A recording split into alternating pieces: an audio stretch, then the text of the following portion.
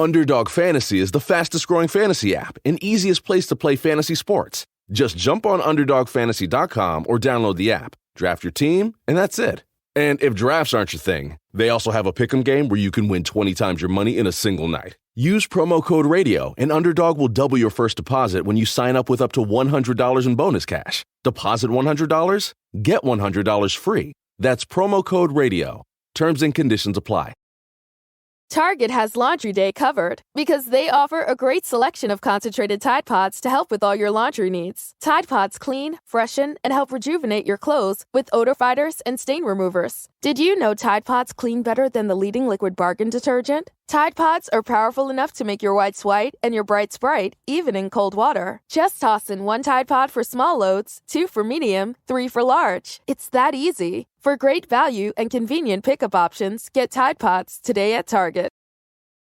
This podcast is a member of the Voices of Wrestling Podcasting Network. Visit voicesofwrestling.com to hear the rest of our great podcasts, as well as show reviews, columns, opinions, and updates across the world of wrestling.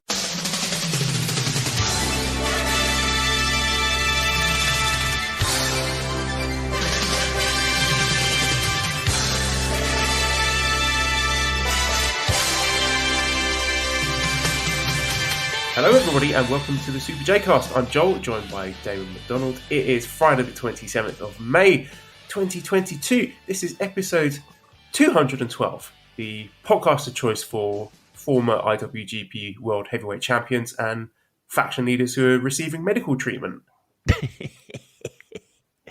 Who'd have thought? Who'd have thought? I mean, I was wondering when I saw that clip, would I listen to a podcast that talks about my workplace and critically assess the professional performances of me and my colleagues? I was just imagining what that might sound like. You know, well, I'm not going to out the place where I work, but let's discuss Joel's maths lesson about pie charts. The formative assessment was on point. The behaviour management was terrific, but I think he could have done better with a differentiation. 3.5 stars for that class. We've also got some scoops here that Year 6 are going to be expanded from 2-form entry to 3-form next year. I mean, I think I probably would listen to that as long as there were lots of crisp talk and dick jokes to go with it. I mean, everything's better with dick jokes and crisp, right? No, there's nothing that could be better. You'd be like, I'm going to disagree with you, Joel. That fucking shirt he was wearing was just disgusting. It was terrible. It was a piece. I don't know what he was thinking when he woke up and got out of bed. His wife made him leave the house with that shirt on? You got to be kidding me. Wow. Riveting. Yeah, it was funny. I thought that was because was it you that sent it to me? And I just thought it was just like an image, and I was like, oh, okay, he's getting treatment, whatever. But it didn't occur to me to press on it. It is a multimedia file. And I was like, that's fucking you. It's fine. Why? I mean, seriously, he's like, you know what? I got to get this IV in me. I got to get some fluids and this kidney problem. It might be serious soon. So I think I just need to resit and relax and let the medicine do its work. Let me see here. Let me go through my phone here. I could listen to this album. Okay. I could listen to this audiobook. No, Super J-Cast seems like a great thing to listen to as I'm getting this fluid pumped into me. That didn't sound good at all, did it? Did I tell you what I was listening to when I was getting my vasectomy? What was that? I was listening to the Voices of Wrestling flagship. I was listening to Joe Lanza discussing Cody Rhodes leaving for WWE. Whilst I was getting mutilated. And you get your fucking nuts snipped. Wow. I did not know that. Well, I had to have a medical procedure before, and a surgery, and they had to stick the fucking catheter in, but they had to take it out, and it was like 2:00 in the fucking morning, and I listened to what? It was Motley Crue with "Looks That Kill." I popped in my earbuds, and I was my headphones or whatever the fuck I was wearing at the time, and I told the nurse, I was like, "Please be quick.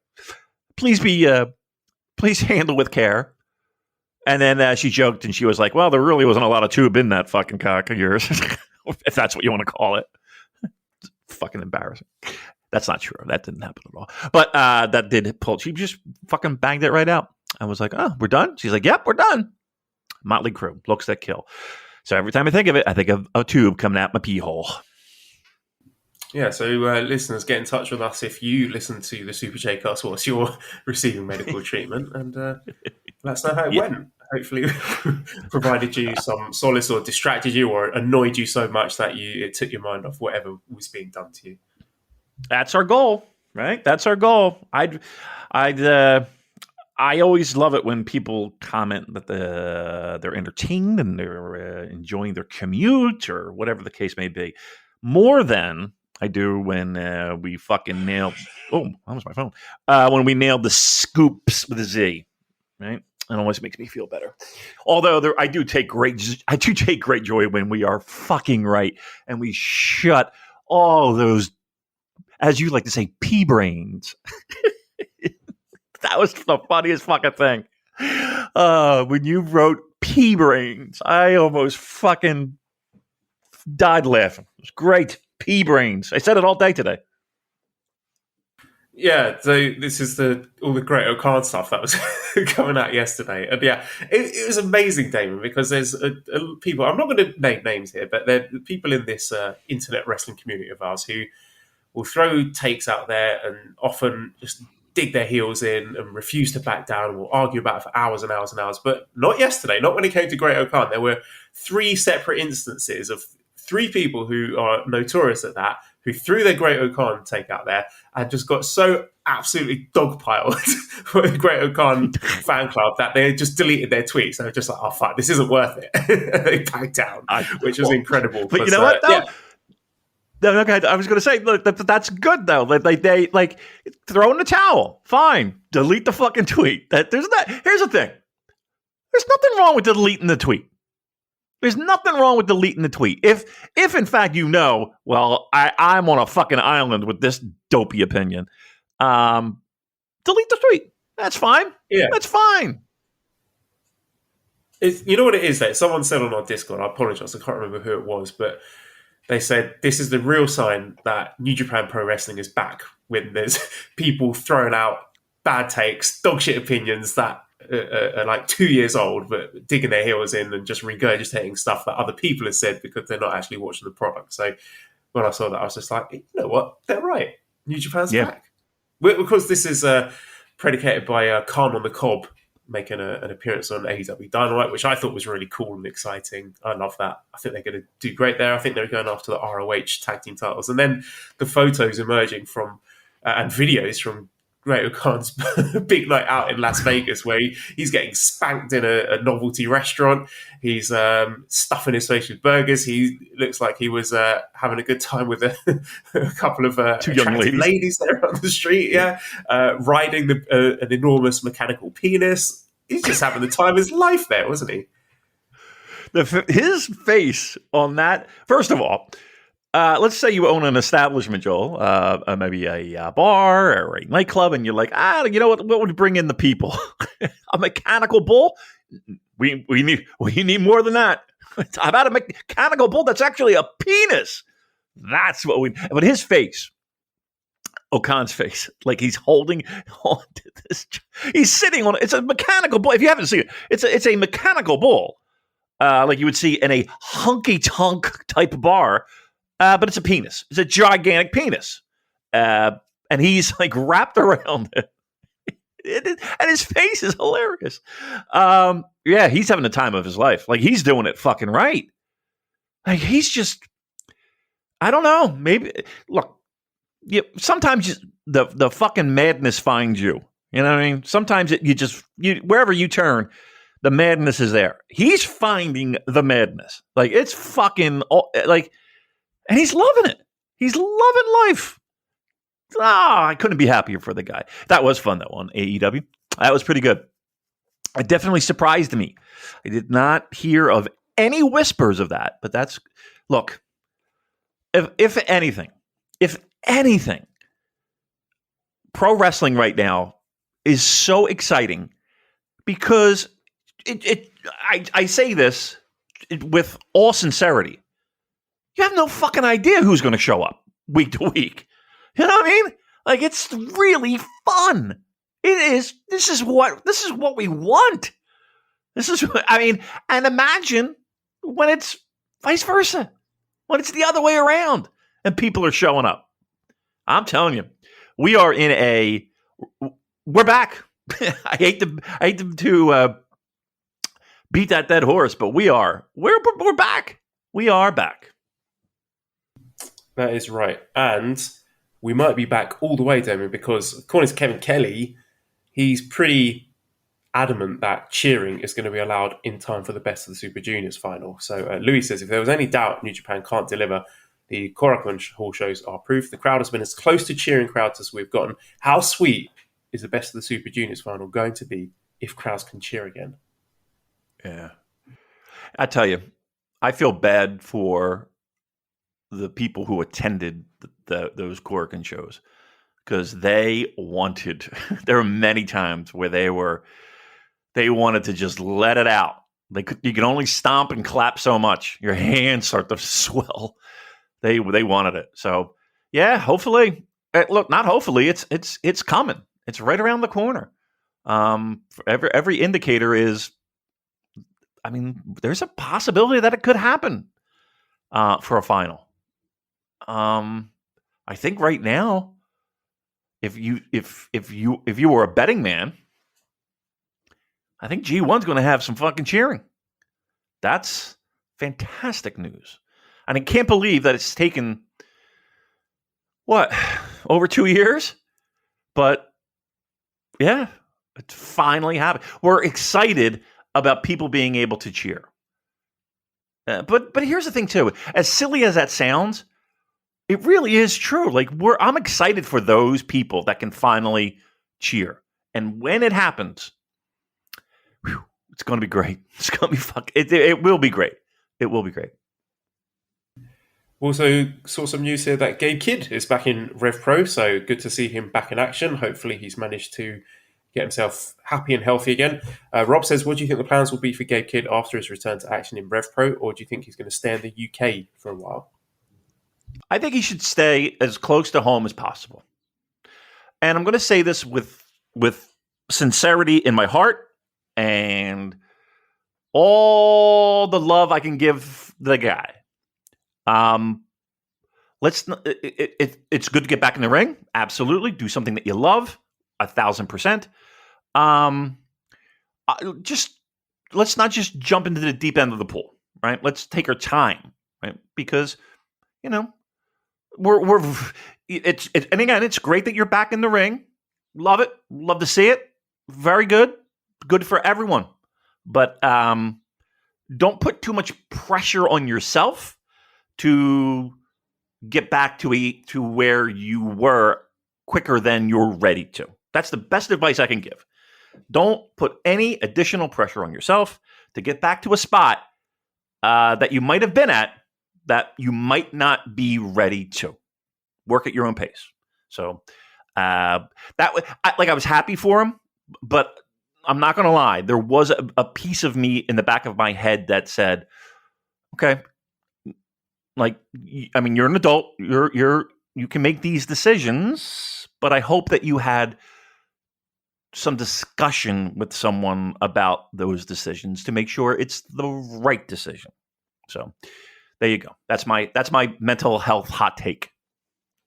Yeah, I agree. And I'm sure he would be very, very happy to get back to, whether it's the US if he's working strong, or back to Japan to get back in the thick of things. I'm sure he'd be really happy to do that. But like you said, I think he should take it slow. There's no rush. Don't throw himself into any positions that he might get overwhelmed in, because it's a lot dealing with all of that. So just to make sure he's in the right place before he's all ready to do that. One other thing I wanted to touch on before we get into Best of the Super Juniors is Kota Ibushi. And usual... I know, but I do have actually something to say about this. So trigger warnings, suicide, all of that stuff. I was intending to steer well clear of this story, because aside from the tweets, there's not really that much to discuss until we hear something from New Japan or there's some actual litigation involved. But I will say this, it is time to once again throw some flowers at the great Booze Leprechaun, the one and only Ibushi scholar, who I think that crack this thing wide open in terms of thinking about the motivations, because there are accusations from some sections of the fandom that, Ibushi's a troublemaker or he's suffering from schizophrenia or whatever. So Booz, first of all, pointed me in the direction of this 2019 documentary on New Japan World that was uploaded just before Wrestle Kingdom 14. I think it was Japanese only, no subtitles. So Booz was probably the only person who watched it. And in it, you can see Ibushi returning to his family home, which is basically his mother has converted into like a little museum or a shrine in dedication to all of Ibushi's achievements. There's posters of him everywhere, pictures, trophies, all of his wonderful accomplishments. And you can see she's so proud of him, and that his success in New Japan means the world to her. And we know from interviews that he's got an older brother as well, but the parts of the house that you can see, there's no sign of the brother. It's all Ibushi mainly, or the father. They interview her, and it's clear that Ibushi and his success over the years has become like the focal point in her life. And there's another point, Ibushi cries when he talks about what he would say to his mother after he potentially wins the IWGP title. So I think that's the context we need when we understand this story, because Booz then went to work out the timeline, looking at the tweets and the dates, the references, which tells us, I think, exactly what's happened. Because to put it in perspective, this is not Ibushi getting in trouble at work and then throwing his toys out of the pram with those tweets, because according to what he said, based on the references to Mother's Day, this is what's happened. So he got those line messages from Kikuchi threatening his job, told his mother about them. Then his mother says, it's okay, you can quit, but is obviously quite upset about it. And then the next day, his mother attempts suicide. Then the day after that, he starts tweeting and dropping all these bombs. I mean, there's a few things that don't quite add up with the tone of the tweets, but it does make more sense than it did before. Like, you can see why he starts showing receipts a day after his mother tried to end her own life, because she was so heartbroken about him being bullied or fired from this company. That's the one thing he's ever wanted to do, and the one thing that she's incredibly proud of. So, the way that Kota Ibushi sees it, these guys in the office have led to him almost losing his mother. And I'm not saying they intended to do that, obviously, and also the question of whether her reaction is a healthy and reasonable thing to do, that's another discussion for another time. There are certainly other issues going on.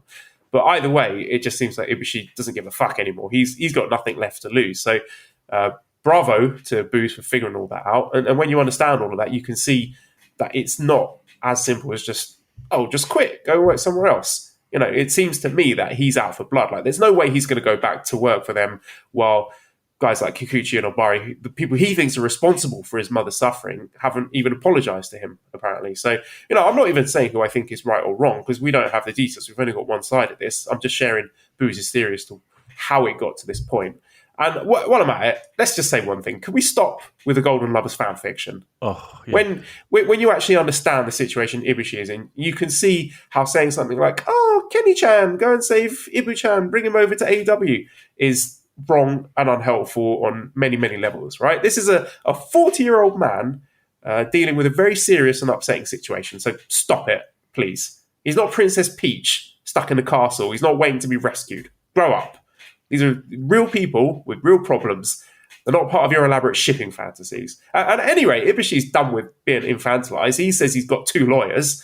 He says more will be coming, but he's focused on his mother's care first. He's talking about wanting to stop this practice of, workplace bullying, pressuring people to wrestle while they're hurt, so he can protect and ensure the future of wrestling. And look, if anyone can go on a crusade like this, it's him. So as much as I love Kota Ibushi, the wrestler, and I love New Japan, Team Ibushi, workplace crusader, I'm all in favor of it. Yeah, we're like in like serious areas here. Right, this is not a pro wrestling story, hardly anymore. It's kind of not kind of. It has gotten to a totally unfortunate level.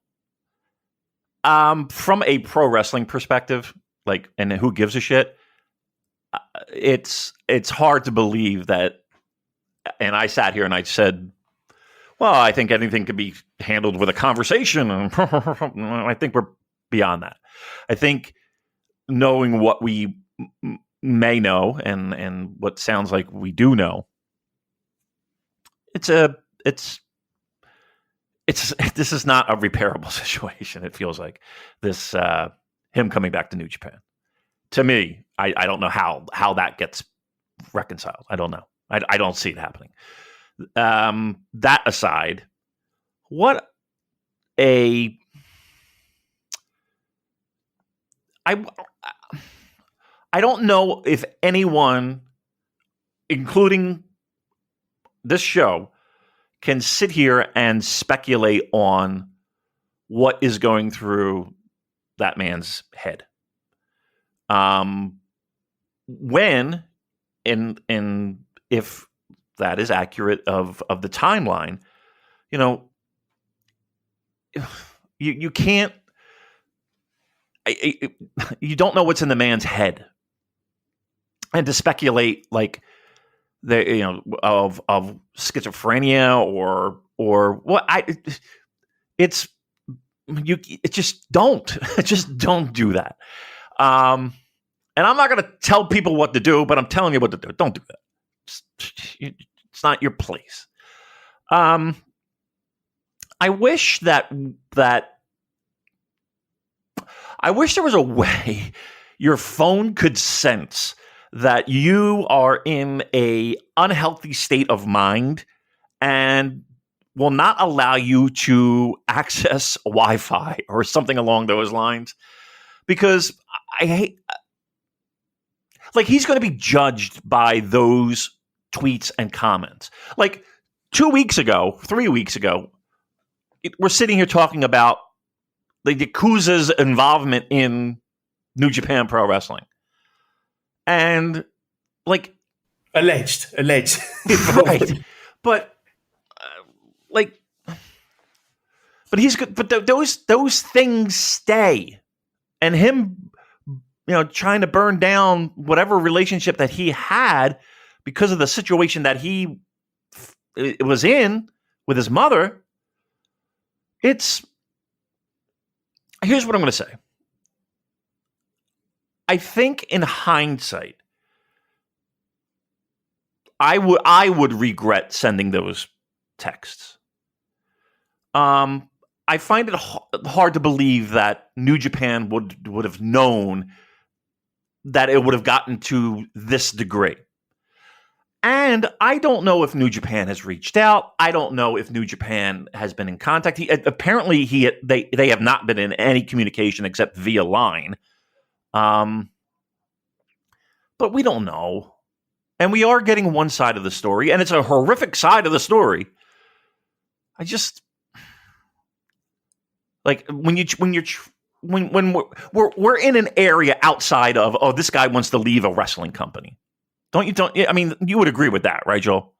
Yeah. This has got extremely personal, and I think it's more. It sounds from what Ibushi's saying, he's not really interested in getting in the ring anymore. He feels it's bigger than that, and he's got a bigger purpose than that. That's a shame, because not only did he love doing what he did, but he also, I'm sure, loved making his mom happy doing what he did. And the mom was obviously so proud of her son. But this relationship is dead. Like I cannot see it.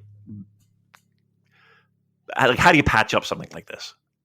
It's impossible. I just don't see it happening. So, I would not be surprised if this is the last we see of Kota Ibushi in New Japan. All right. Well, let's move on to Best of the Super Juniors then. I've got some notes here from friend of the show, Jay Michael, who has given us some stats. Apparently, the match times are way down, but the number of match ratings on the Grapple app has gone way up. So there's more people watching it. The actual number of the ratings themselves is slightly down. So two possible factors here. So maybe, like, my theory is previously people actually watching these matches and entering the ratings was mainly, us Shin Nihon freaks rating it higher than the casual fan who dropped out. That could be part of it. I think people underestimate and maybe didn't largely get to watch, just how smooth and familiar that core roster of Japan-based junior heavyweights were. When you had those 10 or 12 guys from 2020 to 2021, like, they knew each other inside out. They were really fluid with each other. they've wrestled each other a ton.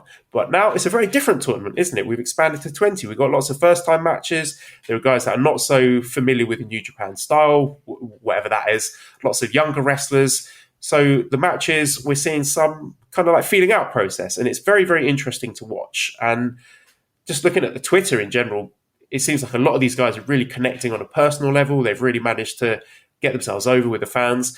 And for me, this tour is less about star ratings and match of the year candidates as it is seeing new names, fresh names, fun matchups, and things starting to get back to normal.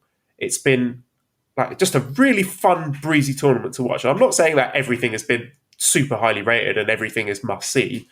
I would say there is one standout match, which is a match of the year candidate, which we're going to get onto later. But, just silly little things like seeing Ace Austin and Alex Zane having yakiniku together, it just makes me smile. It looks like they're having a blast. And of course, we'll come on and talk about those wrestlers specifically. But just that kind of stuff it's made this tournament incredibly fun to watch. So what are your sort of big picture thoughts on Best of Super Juniors as a whole? I think this is quite honestly maybe the most fun that I've had following and watching this tournament in just about all my years. And fun doesn't necessarily equal the best, but I think you nailed it. When there's a certain level of reconnecting with fans that I think New Japan has done a remarkable job of. I think the wrestlers themselves, and again, I'm not the biggest fan of wrestlers on social media, but let's be truthful here. I think every one of them, especially some of the newer guys that are over, have done an outstanding job just kind of carving out their own voice, if you will, of their experiences on this tour. I think Kevin Kelly has done an outstanding job of helping, and Chris Trump have done an outstanding job of piecing pieces of the puzzle together to help fans reconnect. And it starts here, right? It starts with people writing reviews and talking about it and getting people interested. Now, again, that's not our job per se, right? If it's not good, we're going to tell you it's not good. If it's great, we're going to tell you it's great. That's what this show is. But if you get enough people and enough different people, different voices, saying all relatively the same thing in the sense of this has been a fun fucking tournament with a good smattering of good to great matches, people are going to tune in. Like if you're a pro wrestling fan, that's going to raise an eyebrow. Oh, this is good.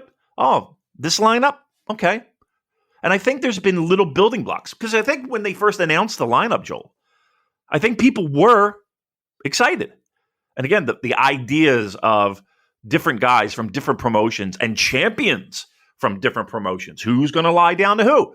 What's at the end of the day? What's A block going to look like? What's B block going to look like? Yeah, Mandabu said it had the sort of like early Super J Cup flavor, where you've got representation, like the best of the best from all these different all these different promotions. Absolutely. So I think that was the first step, right? They had a really solid lineup. They did a great job building up the anticipation, and again, they've done everything in their power, wrestlers and promotion included, to help foster that reconnection. I couldn't be more happy for what I'm seeing and what's happening right now with New Japan. I couldn't be more happier with that product that we're seeing in these past couple weeks. All right, well, let's get into talking about the wrestlers then. A block, so sitting at the top, we have Ace Austin, who has 10 points. He is a guy who a lot of us are just discovering now. This is the first time I've watched him wrestle, and all the Impact fans are coming in saying, yeah, we knew it. We told you he was good. And yeah, this is a massive victory lap for them. And a guy who I think just fits like a glove. He fits that New Japan junior style match, the main event style match. He's got innovative offense. The crowd seem really into him. Along with Alex Zane, he's done a great job getting the fans invested in him. Just the stuff like, again, using Japanese, eating out, taking selfies, putting them on social media, stuff like that. It all makes a difference. It helps build that personal connection. And you can tell that he's over now because in last night's show from Korakuen, when they put up the match graphic of him against Ishimori, you could hear audible, oh, people were excited about that match. And people are into him. He's cocky, he's stylish, he's got that sort of comic book anti-hero aesthetic.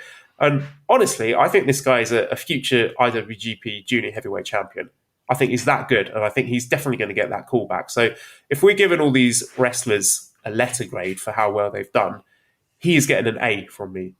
A for Ace, because I think he's been tremendous. And in terms of his prospects for the rest of the tournament, Liam from the Discord has helped me with the outcomes here. So Ace Austin, he's in control of his own destiny. If he wins 2 out of his next 3 matches, he's got Sho, Taguchi, and Akira next. If he wins 2 of the 3, then he's in. Ishimori can't pass him. Hiromu can't catch him if he hits 14 points. So he's most likely going to be losing 2 of his next 3 matches. Probably his next 2 matches, then maybe beating Akira on the final night to be in the mix. But tremendous work so far from Ace Austin.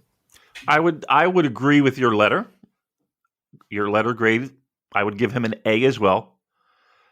I love the fact that New Japan has the guts to... we were all skeptical just because of and I'll put in air quotes, the relationship with Noah of how well are these guys going to be treated in the sense of wins and losses. Now, again, do I expect him to be in the finals? No. He pinned, I mean, I don't want to give away a spoiler, but if you haven't watched it, I'm sorry. When we do a show talking about New Japan Pro Wrestling. I mean, he pinned Ishimori. I don't know what more you could ask for, from a guy coming in. It's I like the fact that New Japan has the balls to allow these guys to make names for themselves, right? Because it's only going to help everyone in the long run. Which was a good match, by the way, just FYI. Yeah. He's taken to it. You could see that he's having a fucking blast. He's loving life. It's really it's enjoyable to see. And again, I like the fact that this is an outside promotion that's kind of taking care of their champion. That's good to see. Yeah, absolutely. It's showing that New Japan can play nice when they want to. And yeah, I mean, they've had their backs to their wall over the last couple of years and business is down. So now I think they have to mend those relationships. And I think this Ace Austin booking in this Best of the Super Junior shows that it's working so far between New Japan and Impact. So let's talk now about Taiji Ishimori, who has 8 points. And he, I think we conclusively can say, he is not dogging it. He's working really hard, particularly in the matches where he's trying to get new people over. The Alex Zane match, the Ace Austin match, he worked his socks off there to make those guys look good. And yeah, he's going for the mostly sort of shoulder-based offense, but you cannot fault the work rate, in my opinion. And look, this is a guy who is getting on in his years. He's not the guy that he was 10 years ago. So I think you could certainly forgive him for phoning it in now and then because he's got to take care of his own body. But I don't really think you can accuse him of doing that in this tournament. Even the show match, I thought that was really funny. I think Ishimori's a guy who's very underrated on the funny faces. I love that Kanemaru beat him again. And I'm actually genuinely annoyed that Ishimori actually managed to finally get a win over Kanemaru in that meaningless New Japan Cup match. 2 years ago.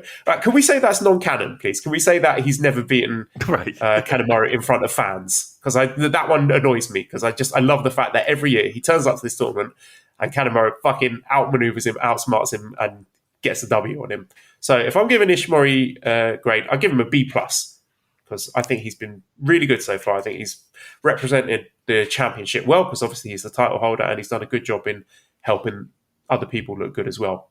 He's on 8 points. Next 3 matches, he's got Clark, Akira, and then Hiromu on the final night, which you'd imagine is going to be a decisive one. He's got a tiebreaker over Alex Zane. He has to pass Ace Austin to win the block, not tie him because of the head-to-heads, because he lost to Ace Austin. So he's got to win at least 2 of those 3 matches if Ace loses out, or he's got to win all 3 of his matches if Ace wins 1 of the next 3. But either way, you'd expect Ishimori to be a contender coming into that final night. Yeah, I wouldn't be surprised if you saw him go, sweep the table. I wouldn't be surprised. I'm going to go just a smidge lower. I'll give him a B, a solid B. I think the criticism that he gets really doesn't stick with him in this tournament. I do agree that he's had his working boots on. He has done his best to have others shine at his expense in some cases. I'm not the fan of the funny faces. I would be very happy to not see a funny face in pro wrestling again, especially a New Japan ring. And we're setting up some challengers, right? That's what we wanted from whoever was holding a title. Yeah, set up some future challenges. So I think it's a win all the way around. But I would not be surprised if he runs the table here and clean sweeps with wins from here on out. Alex Zane also has 8 points. The zest of the Source Juniors. I mean, talk about a guy exceeding expectations. The most, I think, out of anyone, it's Alex Zane, because when his name came up, a lot of people were surprised. I'm like, oh, that guy, really? For Best of the Super Juniors? And a lot of talk, he's just a bit of a spot monkey, prone to the occasional botch. But we haven't seen any of that here, right? The fans absolutely adore this guy. He has set the bar for engaging with the culture. He's the first guy who did it, the first guy who was tweeting in Japanese, the first guy who was out there eating natto and really engaging with the culture. I mean, he's been in Japan before. This is not his first time. But he's really captured people's imagination. He's got his own catchphrase, itadakimasu, at the end of all his promos. The kids love him. I've seen tweets with Japanese fans saying, oh, my little daughter loves watching you. You're a new favorite. There's all the fan art for him. Taco Bell Japan are reaching out there, going back and forth. And in the ring, all of his matches have been very good. There have been no botches. It's all been smooth. He's perfect for that opening match, that sort of high-paced, flippy-do match to get the crowd excited. And him and Ace Austin have done a great job getting over their little bromance, the Zest friends, as I have called it, right? It was me who came out with that first, so if it takes off, I'm claiming the credit for it. You're welcome. But Joel, they can't say our names on no, they can't say our name. There's been a mandate from on top. Super J-Cast cannot be mentioned on any broadcast, so if you're wondering, I did enjoy that. I love Booze Leprechaun getting the shout out. She deserves it, but they were like, oh, Booze Leprechaun from the Discord. The Discord. Incredible stuff. I really was. I was so disappointed. But okay, let me agree with just about every fucking point you made. Right?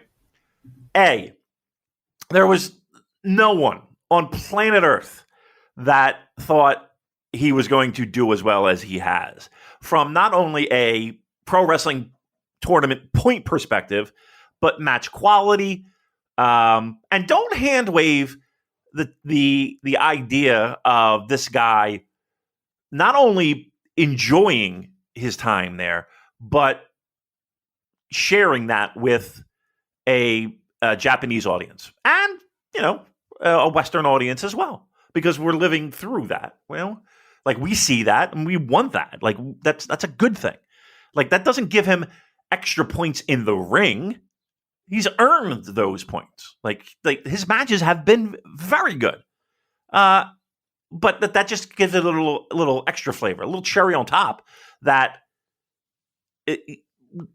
he wants to be there, right? And I'm sure that everyone could come up with a list of guys that are there to cash a paycheck or to get a payday or whatever the case may be. And that's not saying he's not, and he's fucking...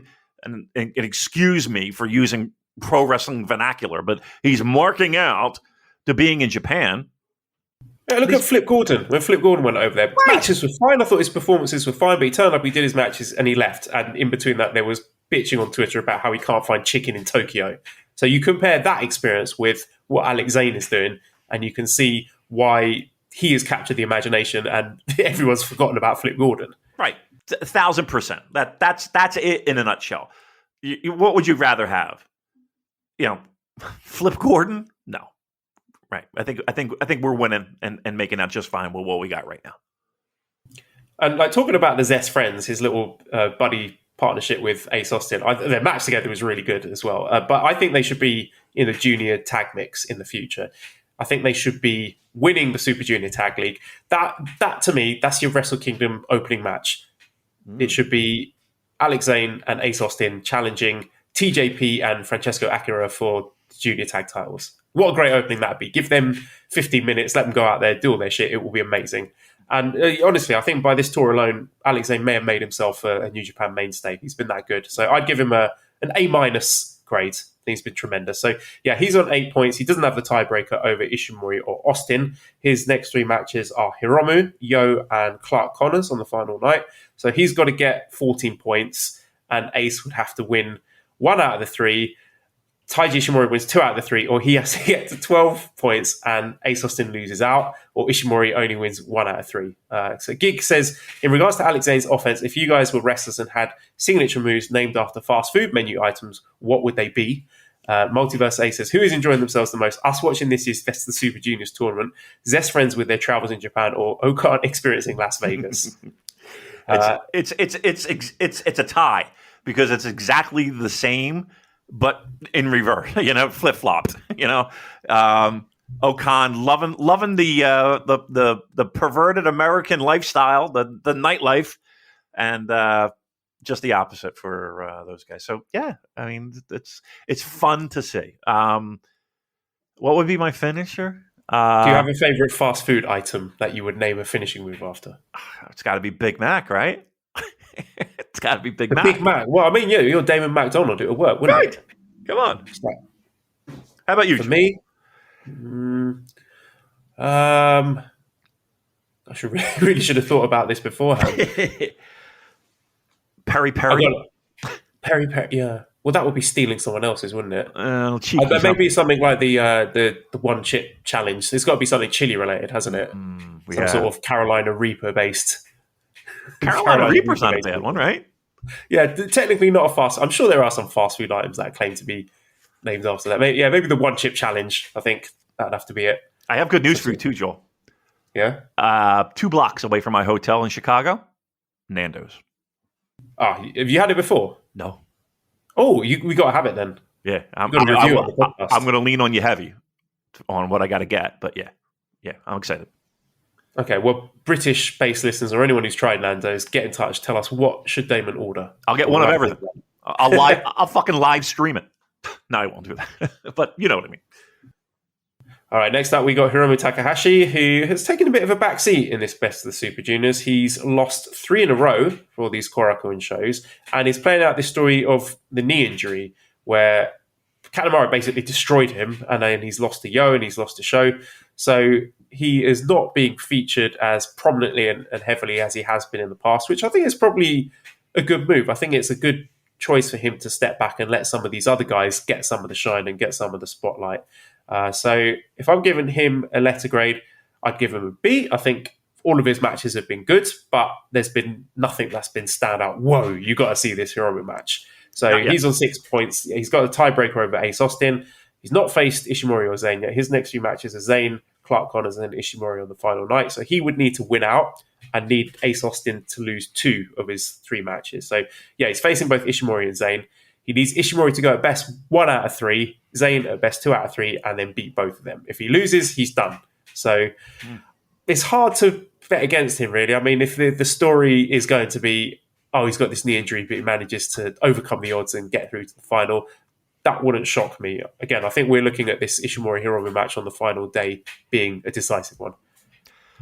I still think so. I still think that's the case. 2 points. One, it is refreshing to see not only Hiromu willing to take a backseat, but again, New Japan, the junior division, let's be honest here, before this tournament might have been the stale it's been in quite a long time. And all these new fresh faces and new potential matchups, man, it's really fucking exciting. But that comes at a cost, and it's not a big cost because, again, I think Hiromu is Teflon. Like, just flick the switch and we're ready to go. But again, the fact that he's willing to take a little bit of a backseat to let others shine, at least in the beginning. I think he's in the mix toward the end. But, yeah, I mean, let's put it this way. I like the fact that they're working the knee injury. They're incorporating it in every match. Show didn't surprise me as much as Yo. But I did like the tap out the show. I actually did. And even though it was, a little heel move, I did dig that. I did dig the fact that they're willing to go that far to make this comeback story a decent comeback story, if in fact we're accurate in our predictions. So next up we have Yo. Ooh, we have a lot to say about Yo. So I think the work has been good. Like, the matches have been good. The Hiromu main event was very, very good in terms of the in-ring quality. But the big problem, like, we know he's a good wrestler. We know this. For me, it's the gimmick. Like, it's a big emotional disconnect for me. I don't think it's connecting with the Japanese fans either, according to Andrew, who was in the building yesterday. And I don't really think people are into this. I said this on Twitter. He's like an AS level art coursework student. He's like this is a high school art project guy.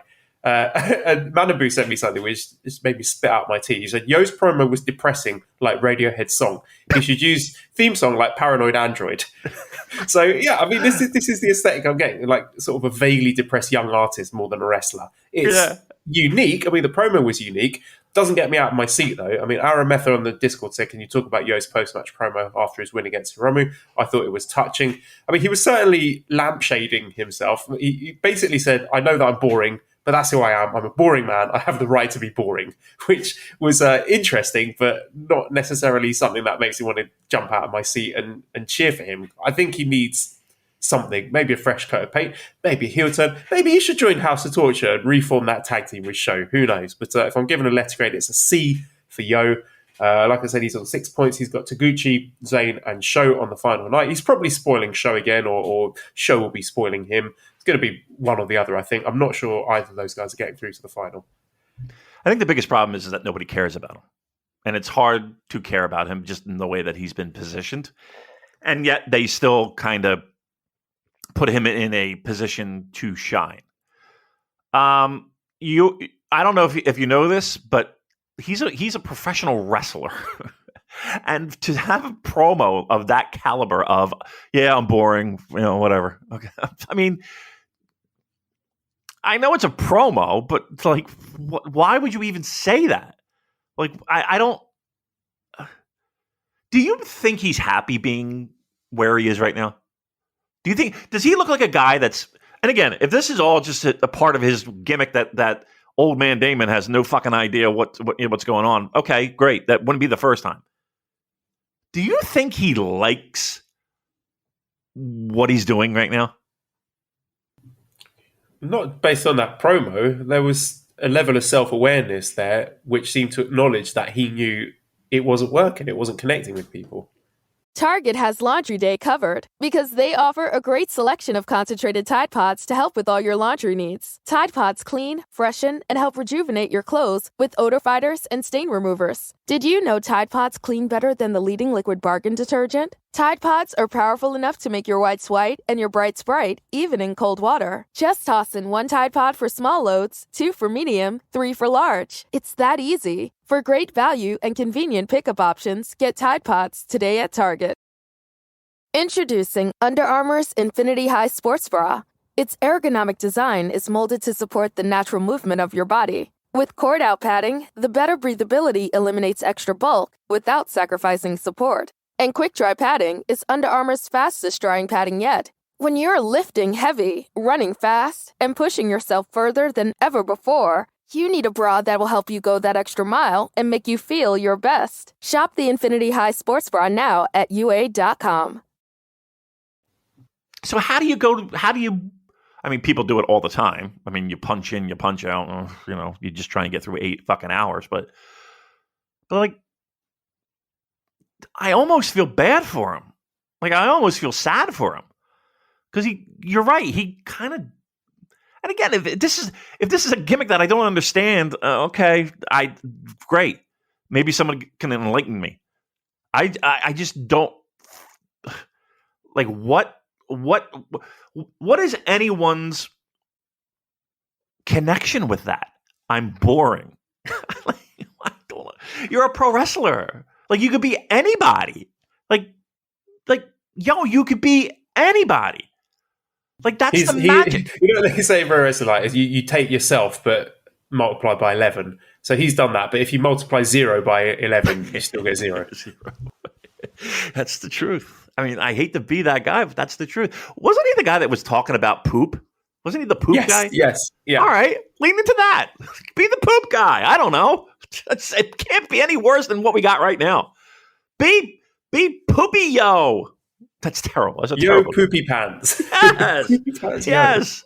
Come on. He comes out with a stool. He sits on the stool. Get it? A stool. Get it? Fuck me. They don't get any better, guys. Okay, let's talk about who's next on my list. Show. I want to let you go first, Damon, and then we'll have an argument. What do you think of Show? I'm not the biggest fan, and you know that. That being said, I don't think he's had a bad showing. I don't like the funny faces. I don't like the gimmick. I don't like the fact that I know that there's so much more that he could be doing. What do you think of the Taguchi match specifically? The ass and the with the curtain staff, the banana at the ends. I honestly thought that it was kind of creative. Yes. You know what I mean? Yes. It was silly. But here's the thing too. Everybody had to be in on that. You know what I mean? Like, that was a group effort of, like, that one shot where it was like, you know, that kind of, I don't even know what you would call it from a cinematography perspective, but like the over the shoulder of the banana, if a banana had a shoulder. Well, it was recreating that famous shot at the end of Dominion 2018, right? With the Okada dollar as Kenny Omega celebrating with the title. Right. Like to me, I feel like there was a lot more hands in it than just two guys in a ring. Like, people had to be fucking clued. Like, here's the thing. Why would they take that fucking shot if they didn't? You know what I mean? They had to be clued in. But did it make you laugh? It did. I'm not going to lie. It did. It did. Just the preposterousness of it. Yes. And the fact that it was them doing that. And again, the Okada shot is so iconic, and it's so it hits every New Japan fan right in the fucking feels. And he did it with a fucking banana. It is silly. You're coming around. You're coming on to Team Show. You're getting there. Oh, we got a long way to go. But, and again, listen, if there is concrete proof that Show came into Korakuen Hall with, listen, I got this fucking harebrained idea, but stay with me here, right? Like if that were the case, I'd be in. Like, I give Taguchi more credit. You know what I mean? I give Taguchi more credit. What about when he stuck his head through the curtain and his head's going up and down and the teabagging? So you're laughing. You're enjoying it. This is my thing, right? Go ahead. Oh, hello, Esther. Good morning, darling. I think Sho he's the funniest wrestler in New Japan. He's funnier than Taguchi. He's funnier than Yano. And look, House of Torture, for all the bitching people do about them, they are now a mid-card heel comedy act. And they're great. For that spot, they're great. They always put a smile on my face. That match made me piss myself. The Ishimori match itself was very funny. But the Taguchi match, that was legit the funniest New Japan match I've ever seen. I cannot think of a funny one. I was howling. Like, I had it on the TV in our house, and I was laughing, and Bally was looking at it, and she was like, "What the fuck are you watching? This is the thing that you do podcasts about." And I was like, tears in my eyes. I was like, yes, it is. Like, the curtain bits, the banana spot, like that banana spot had been set up for months with the wrench. For months, Sho has been going to that bag, and you see the camera zooms into the bag, and he takes out the wrench, and then he attacks him with it, and then him taking out the banana, and the face that he did, he's like absolutely horrified. He's like, waving this banana around. It was amazing. It was the ultimate comedy payoff because it had just been set up so carefully. And look, you can tell he's more comfortable.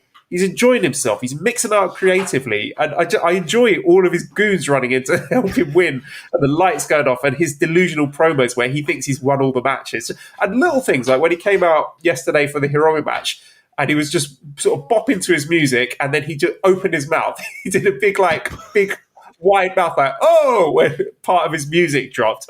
And just little things like that. It just makes me think he gets it now. And to me, he's more interesting than when he was doing that Roppongi 3K, the mini Shingo act.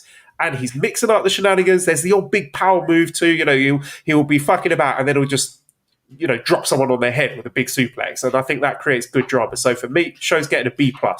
I'm B+? enjoying him. B+, yeah. I am a show fan. And I'm saying it now. And I'll welcome everyone else on board in 6 months when everyone else stops digging their heels in. Because he is hilarious. I think... So who's he got next? He's got Ishimori... No, I'm looking at the wrong thing. He's got Ace Austin, then Kanemaru, then Yo. And I do think he's going to be in the mix. Gun to my head, I think he's probably getting spoiled by Yo again. So, Andrew says top 5 show comedy moments. I mean, how can I pick? I think we probably mentioned more than 5 in the course of that discussion. Man, you're giving him a higher mark. I mean, listen, I laugh thinking about it, and yes, okay.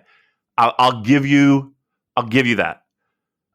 So you're telling me Show is not only a comedy wrestler now. He's the best comedy wrestler on that roster right now. Yeah, I think he is consistently funnier than Taguchi and Yano. Wow. Now, 2 years ago, if these words came out of our mouths, we would be jumping off a bridge. But now look at us. How the tables have turned. How the turntables... as Michael Scott would say. All right, keep going. Okay, let's talk about Clark Connors, who is on 6 points. I think he had a bit of a dodgy start to this tournament. Maybe he was trying too hard. Maybe he was a bit nervous. And he did the Taguchi bum shenanigans match, which it didn't do much for me personally, although he did look like he was having a lot of fun for what it's worth. He does have a lovely bum. And, you know, maybe doing that match and getting the crowd laughing and enjoying themselves, maybe that helped loosen him up a bit. Jay Michael had a funny comment about this. He said, Ryusuke Taguchi accidentally discovering his protege, an American with an overzealous safari guide gimmick. But, I mean, everything for Clark, I think, clicked in the Akira match. I think Akira was the perfect opponent for him. He took all the big bumps for him. He set a high pace. He brought out all of Clark Connors' strengths. And then the Kanemaru match following that made him look more like the Clark Connors that we knew and loved in Strong. So I think he's just finding his feet. He's growing in confidence. So I give him a C+, a C for Clark, and a plus for improving. His next 3 matches are Ishimori, Hiromu, and Zayn. I don't think he's going to be a factor going into the final night, but he is improving. Yeah, I'm going to go C-. It's just because you can add him to the list of strong dojo guys who have absolutely shitty gimmicks. Like, I don't know how are these things getting past checks and balances? Like, this is an odd thing. Like, honestly, Black Trunks, Clark Connors. Would you ever in 100 years be like, that's what we're going to get? Outback Jack. Right? Sexy rhinoceros man. Right. You know what I mean? Like what I did not expect that at all. And I, to be truthful, I just think I don't know. I don't know why do we need that? Like what's the purpose of that? I don't understand. I might be anti-gimmick guy on this show, but Lord Almighty, it just seems very peculiar to me. So C-. Matches have been okay. Nothing spectacular. Nothing I would even go so far as to say great. Good. Decent. And not like he's holding his own. But and you're right. He has been improving each and every match. Yoshinobu Kanemaru, he is on 4 points. And I think he's a guy who's low-key had a fantastic tournament. He has got a very clear role in this tournament, and he plays it to absolute perfection. He makes the people who need to look good. He was there to get over the new people, your Alex Zanes, your Ace Austins, your Francesco Akiras, and he occasionally looks like an absolute killer. When he went after Hiromu, just basically destroyed his knee. I mean, that was almost a squash match, and then outworking Taiji Ishimori again, as he does every year, and he always has done, and he's never lost to him, and no one will convince me otherwise. No one saw it. So Kanemaru, I mean, in terms of playing his role to perfection, he gets an A- from me. I always enjoy watching him, and you cannot have the best of the Super Juniors without Kanemaru. When he's not there, that year he was injured, you miss it, you feel it. So he has got Akira, Sho, and Taguchi next.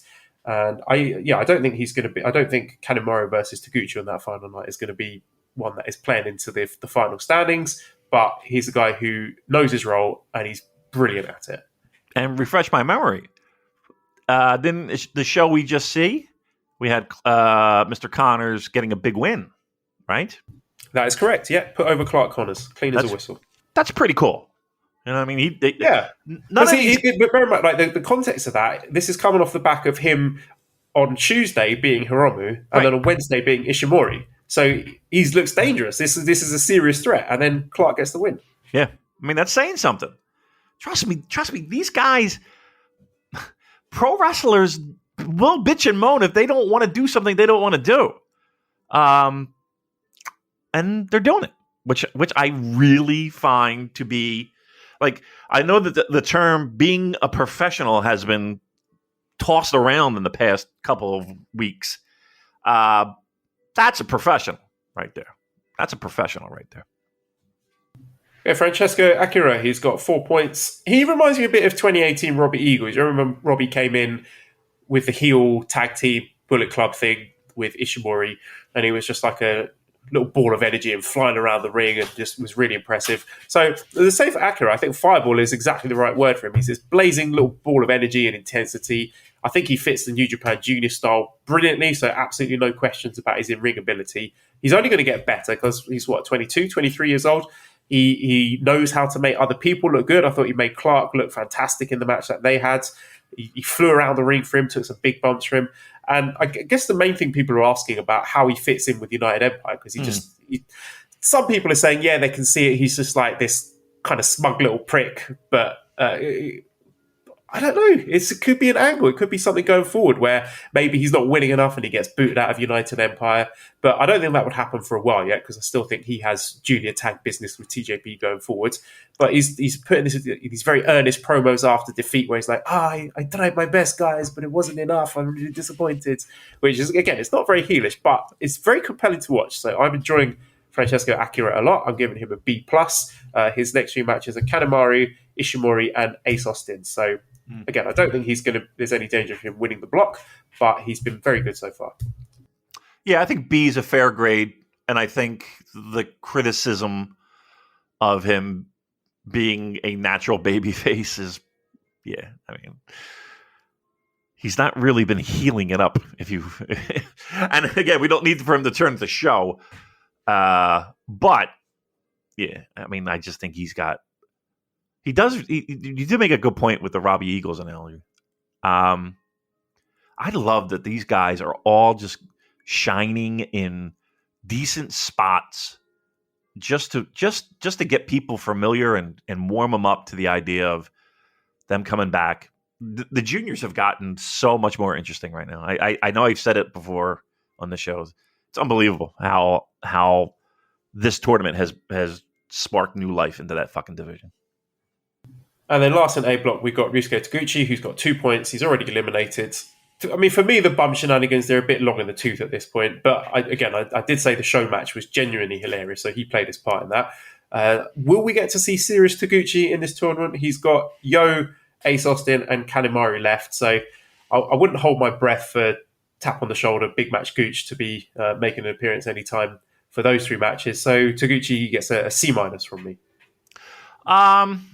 I mean, look, he is what he is, and on paper it doesn't sound like you're going to get the big match to Gooch, but that doesn't mean he doesn't have it in him, and I'm sure that if he did get the tap on his shoulder, he would deliver. I'm going to be truthful. Like he's been kind of unmemorable for me, so I'll go middle of the road. Though, to be truthful, the one thing that I'm going to remember, again, the show match, I guess, yes. But also, something that really didn't have anything to do with him, per se. It was Chris Charlton yelling at the top of his lungs, he's getting his ass eaten. And Kevin Kelly trying to just persuade him to not use that phrase on the air. He's a bit saucy, isn't he? Under the Hiromu match when he's tasting the D. Yeah, I know. He's working blue. Chris Charlton is working blue. Yeah, it was he couldn't wait to say that. Like he was just salivating at the idea of screaming, he's eating his ass. What does he think this is? The Super J cast or something? It's gimmick infringement. Yeah, come on. God damn it. All right, so that takes care of that block, right? Now we're on to B, right? B block. So at the top, we got El Desperado, who has 8 points. He has held up his end of the bargain as the star of the B block, and maybe even the star of the tournament. He's selfless, he's intelligent, he knows how to make other people look good. He made Lindemann look like a fucking superstar, and we're going to talk about Lindemann later. He's going to do the same for Doki on Saturday in their main event. And I said before, this Best of the Super Juniors is the chance, the golden chance to solidify Despy into a legit star, a legit main event star as we go back into cheering crowds.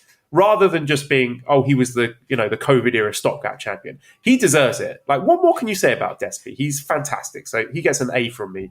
He's got 3 huge matches left. He's got main event against Doki, main event against Robbie Eagles, and then El Fantasmo on the final night. So I think the best is yet to come for him, which is a scary thought as well. He's still my pick to win the tournament. And again, just winning a star-studded tournament like this would entrench him as the absolute boss of this division, which he is. If you, with a gun to your head, and again, without the finals being played out, does he get a sniff of Wrestler of the Year for you? Yes. I think he's in the conversation. Yep, I do. I think he's in the conversation. I think he's that good. Or that good and having that good of a year.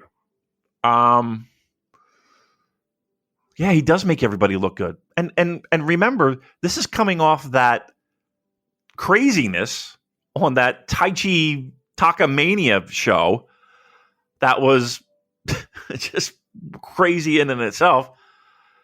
He's a star. Here's the thing. The shame of it is that I don't know what else the fucking guy could do to have any doubters put him in a star category. Like, to me, he is the guy in the junior heavyweight division.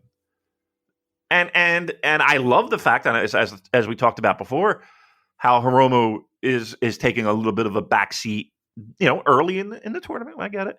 But, I mean, just while he was out on injury, Hiromu, like, this guy,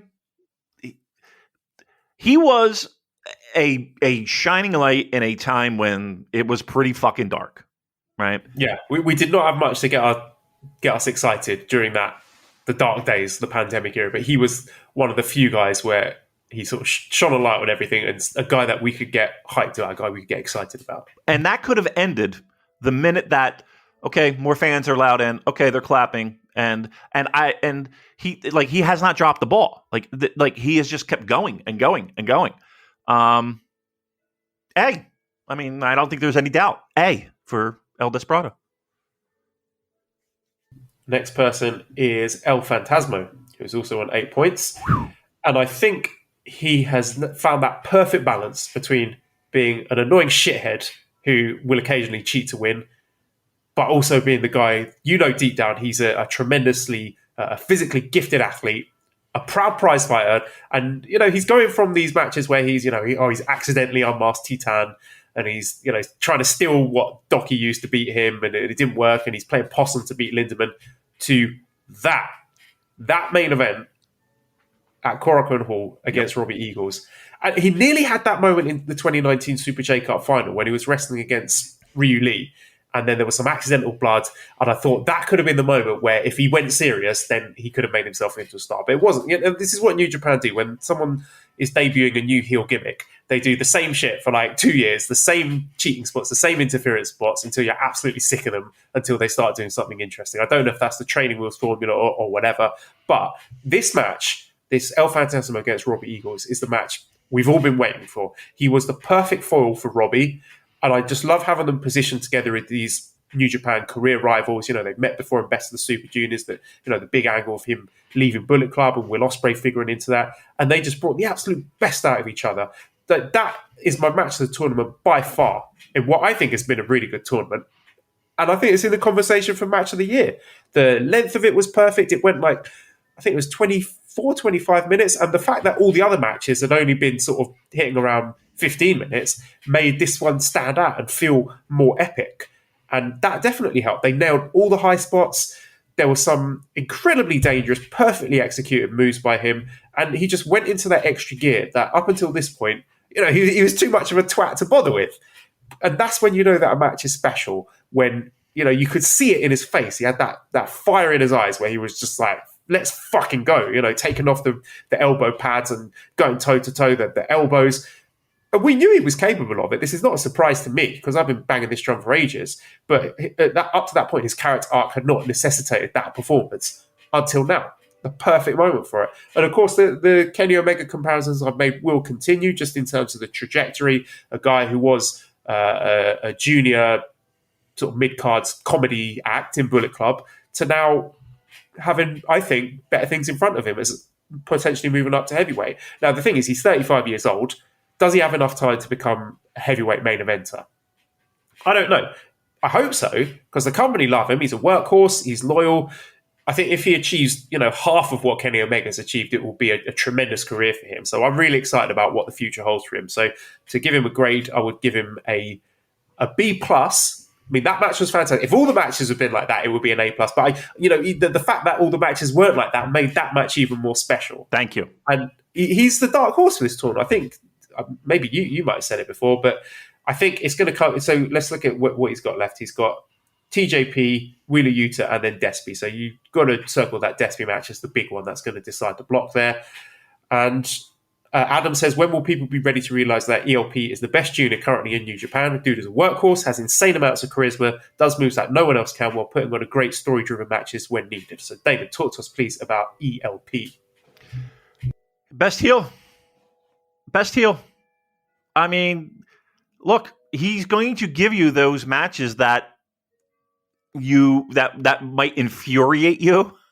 That's good, because you're right. When he delivers a piece of work like he did with Robbie, and let's throw some flowers Robbie's way too, because both those guys fucking they had a Korakuen Hall main event.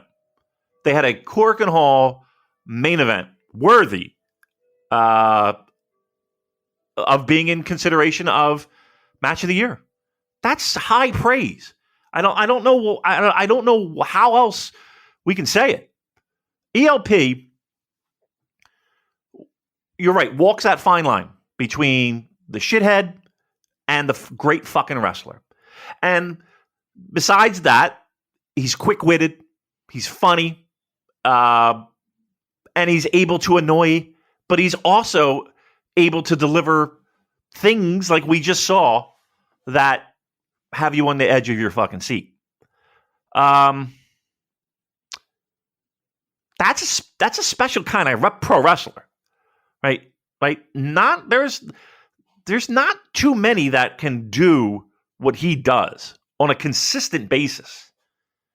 Now, I'm not saying the man's Okada. I'm not saying the man's Tanahashi. I'm not saying them.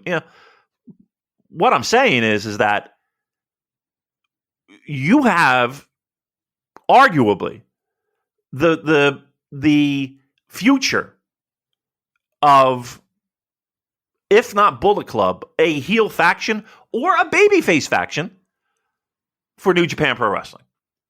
Like, he's not going to be sticking around the juniors much longer. I can't say it. There's so much you can do with him. It's unbelievable.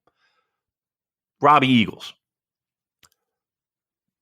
Talk about a guy who, in some cases, flies under the radar. In some cases, maybe doesn't get the notice or the buzz or what have you. Name me a bad Robbie Eagles match. Yes, exactly what I got in my notes about Robbie Eagles. Like, again, what more can we say about him? Is there a more consistently high-level performer than Robbie Eagles? Because I'm not a guy that does star ratings, but what is the floor for a Robbie Eagles match? Right. Like 3.5 stars? He just does not have bad matches. Like, he's physically incapable of doing it. When Robbie Eagles goes out there and puts his boots on, you always get maximum effort, precision, technique, thoughtfulness. Joe was talking about this on the flagship last week. He's gone from being the new kid on the block in 2018 to being He's one of the grizzled veterans of the division in the space of like 3 years. And he's out there giving so many people their best matches. He understands how to get the best out of people. Wheeler Yuta, Watto, TJP, the masterpiece that was his Phantasmo match where Robbie ended up looking like the biggest babyface star on the planet. Like the crowd adore him. Like it was that moment where I think if one person had started cheering, the whole building would have started cheering. They were just ready to burst because of Robbie Eagles and El Phantasmo. The fantastic babyface promo at the end. Like, what an absolute gem Robbie Eagles is to this company. And a bloody nice bloke too. So, if we're giving out grades for Robbie Eagles, he's getting an A from me. And he's on 6 points. He's got Lindemann, Despy, and Titan next. I could see him beating Lindemann and Despy and it coming down to that final match against Titan. He's a contender for sure. Titan has like 2 points, right?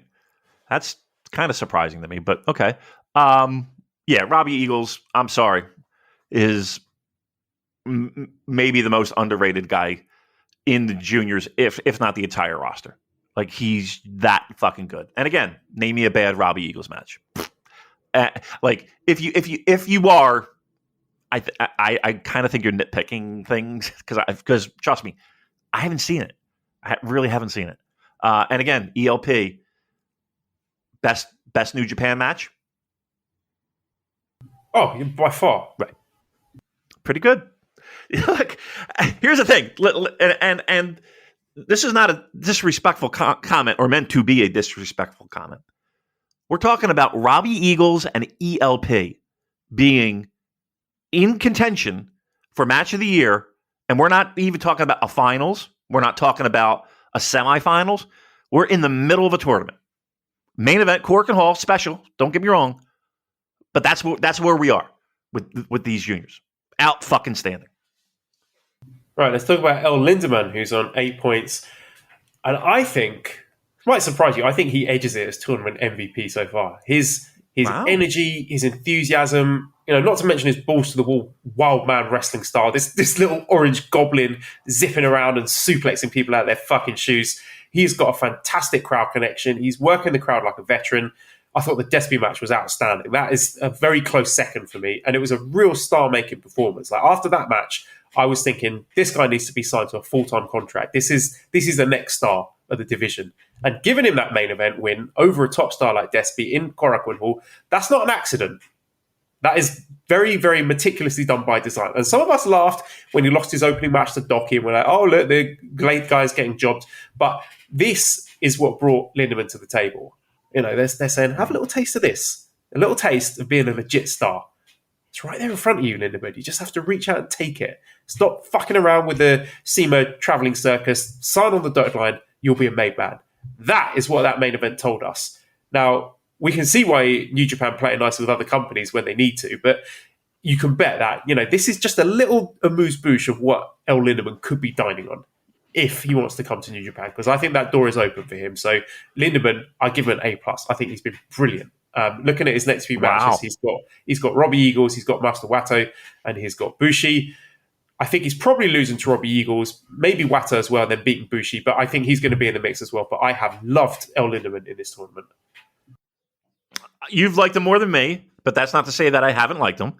I don't know if I'm going full A. A solid B, absolutely.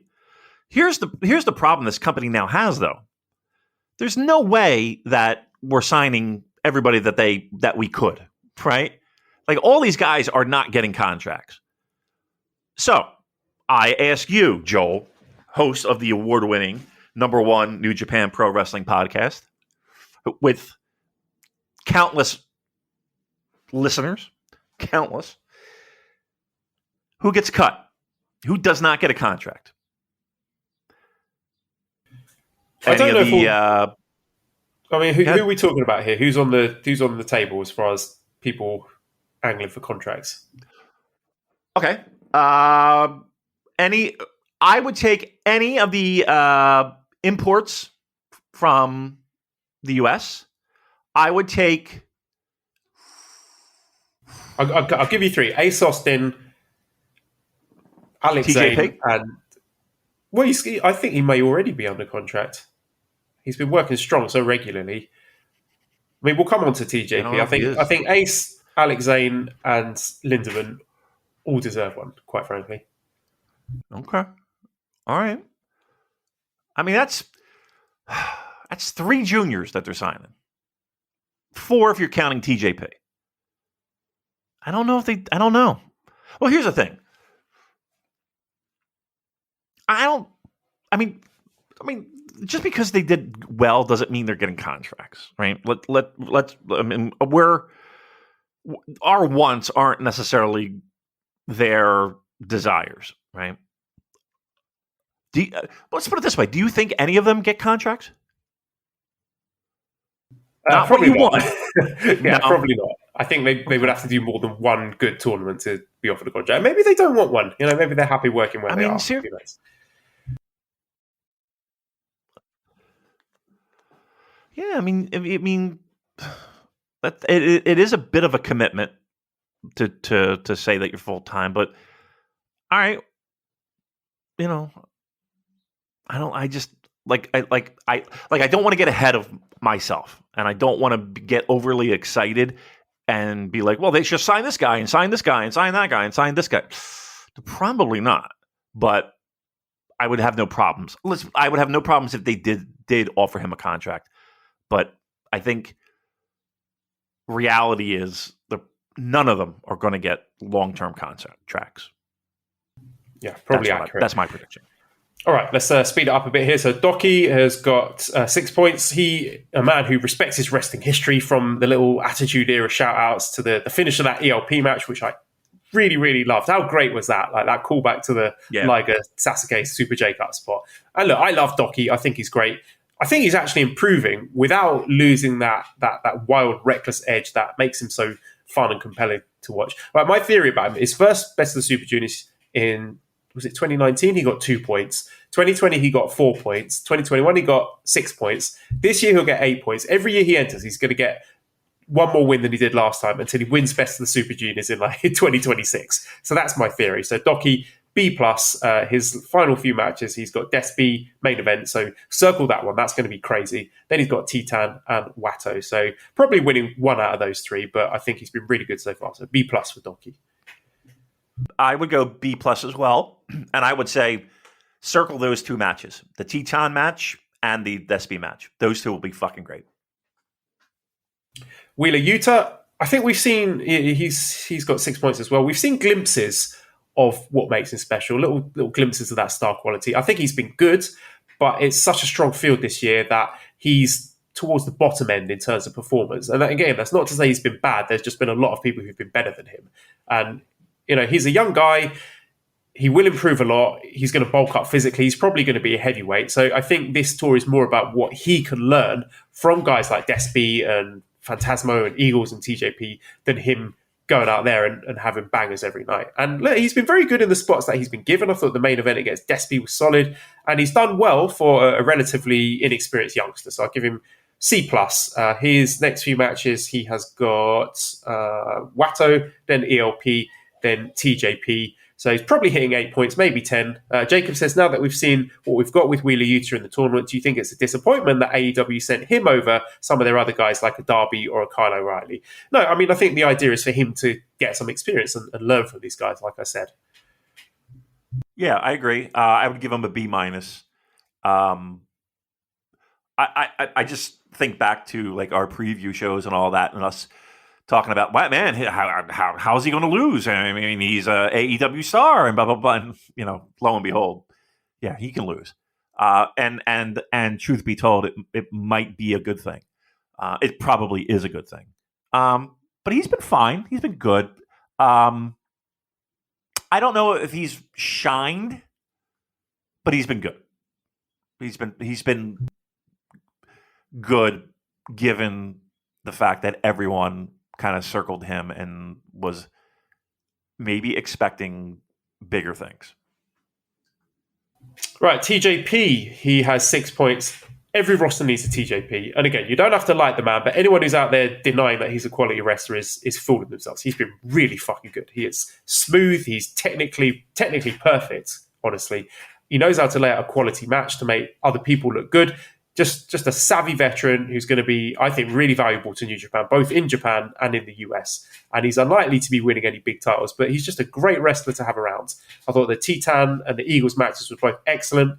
So TJP's getting an A- from me. He's got ELP and then Bushi and then Yuta on the final night. I'm not sure if he's going to be in the mix. I mean, maybe Wheeler Yuta spoils him on the final day, but I think he's been really good, TJP. That's some sexy 3 matches. I think he's been very good. Yeah, I mean, I know that it's fun to hate on him, and in some cases, rightfully so. Yeah, he leans into that. But yeah, he's so fucking talented, it hurts. And there's nothing. And here's what else I'll say. There's nothing wrong with saying that and acknowledging it. He is fucking good. And he's been an asset to not only this tournament, but strong. And he's 2 for 2. I'm ready for 3 for 3. Bushi has 6 points. I think he's stepped up this tournament. He's read the room. He knows what's up. He knows that if he phones it in, he's going to stick out like a sore thumb, and he's working really hard. And him working really hard might not yield the most spectacular results, but I think that's about all we can ask for. So a B for Bushi. That worked out perfectly. I think if I'm in a good mood and very generous, I would give him a B. He's worked hard. He's tried, and you're right. He's tried to keep up with the competition, and I think he has for the most part. But for me, like, he's one of them. Like, he's the least interesting guy in B Block for me. I can't. I've seen enough of him to kind of form an opinion to be like, I would have no problem not seeing Bushi in this tournament again. Master Wato, he has 4 points. One of the things I've enjoyed the most is him getting fucking buried by the commentary team every night, calling him an idiot and always missing the RBP that he does. I'd put him in the same bracket as Yuta. He's been good.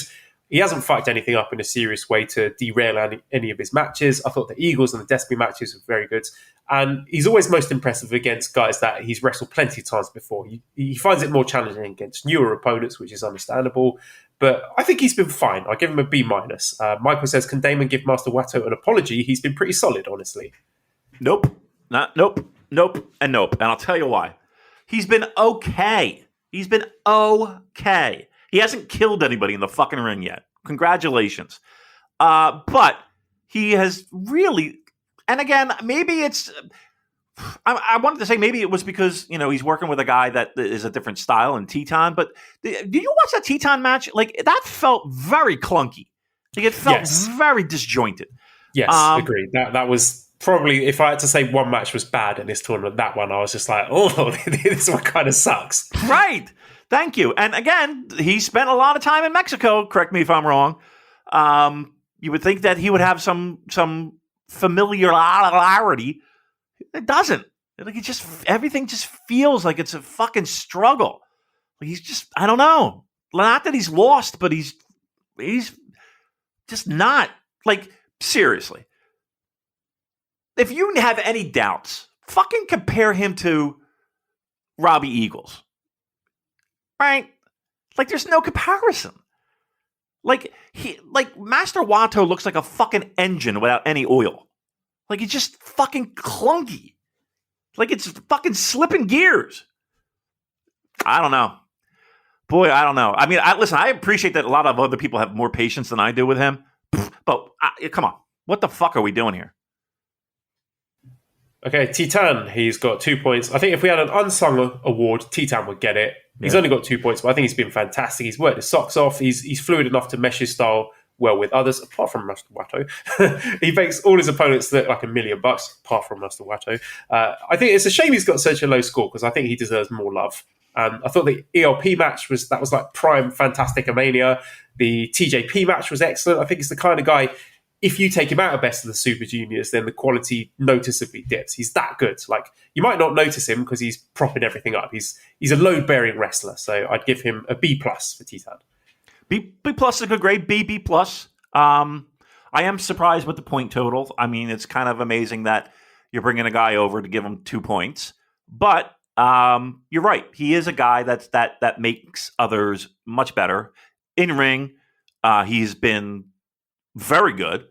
And the quality of matches shows.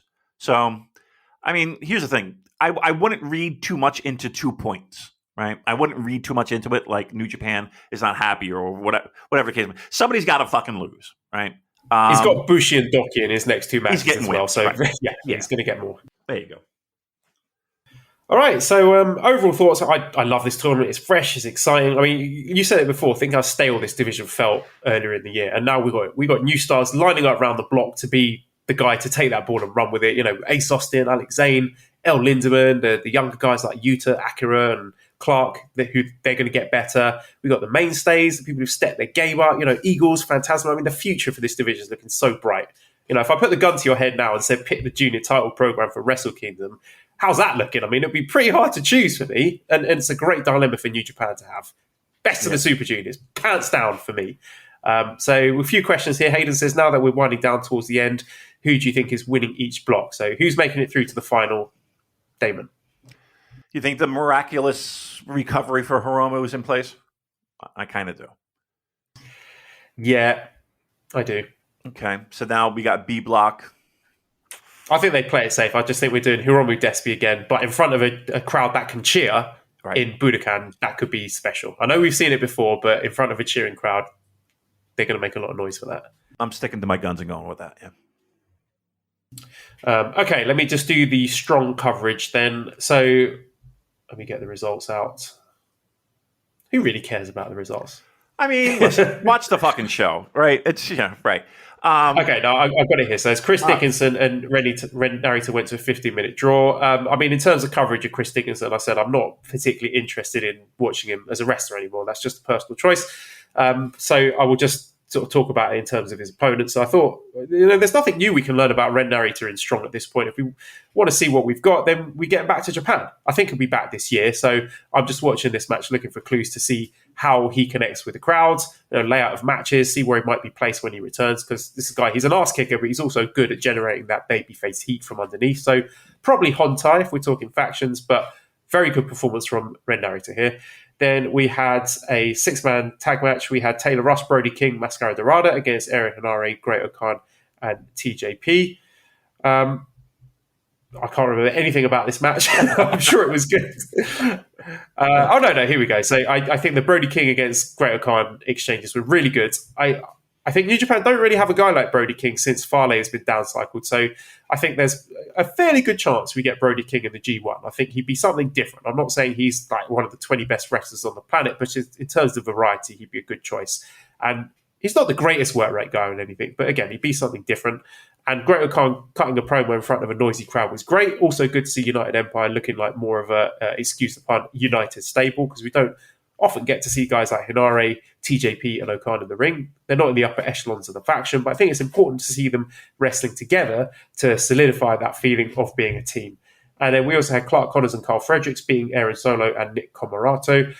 I like this feud with the Factory and the LA Dojo Alliance. I think it's given the LA Dojo lads a taste of US TV. There was a match on AEW, a 10-man tag, which was really good, which I would recommend you checking out. You can see it on YouTube. So to me, it's proof of concept for this partnership being mutually beneficial, where, a guy like Wheeler Yuta can go to Best of the Super Juniors and grow there, and then the LA Dojo guys can go and have this sort of lower card feud with the Factory and get on some AEW TV and look good on that. So I think the Factory are a good foil for their, the babyface energy that they can generate from their opponents. The size of Komoroto, the fact that QT Marshall looks like Alex Jones. It's all good stuff. So I'm a fan of that. Yeah. All right, so I need to go to work. So before we get out of here, I will answer Antonio's question.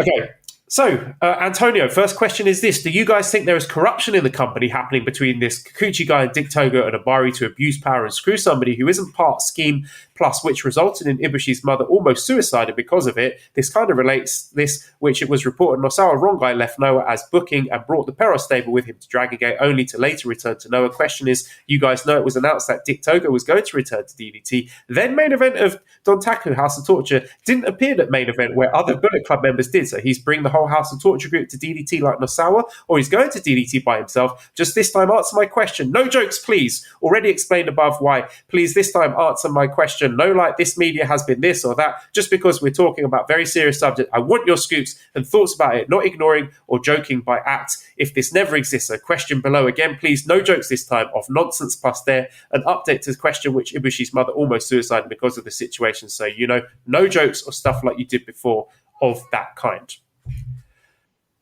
Well, Antonio.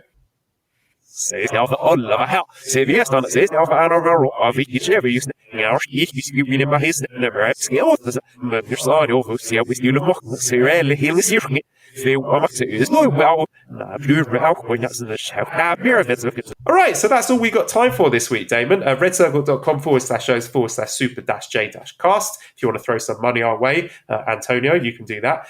Discord link, you can join if you would like to by sending me a direct message on Twitter at Cobra Kawaii and progresslingtees.com/super-j-cast for our t-shirts. Big thank you to editor Dan. Find him on Twitter at LousyHero219. And the new single from Escape the Box, Soul Ties, which we will be sharing on the Twitter soon. Subscribe to the Voices of Wrestling Podcast Network for other great shows. Give us a 5-snake review on iTunes. Follow us on Twitter at the Super J-Cast. Thank you, everybody, for listening, and goodbye.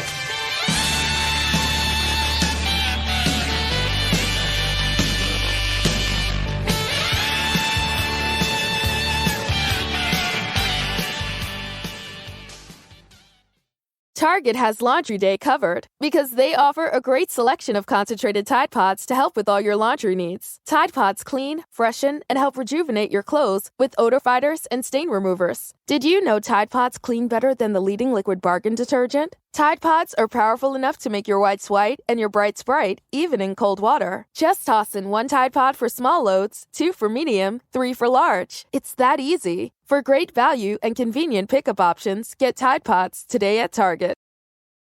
At JCPenney's Memorial Day sale, sizzling deals are on, with store-wide doorbusters all weekend. Or bring home savings up to 50% during our Memorial Day home sale. Save even more with your coupon. And for all former and active military personnel, enjoy an extra 10% off in-store. Just show a valid military or VA ID at checkout. Shopping is back. JCPenney. Coupon valid on select styles through 5/30. Some exclusions apply. Doorbusters valid 5/26 through 5/30 and excluded from coupons. See store or jcp.com for details.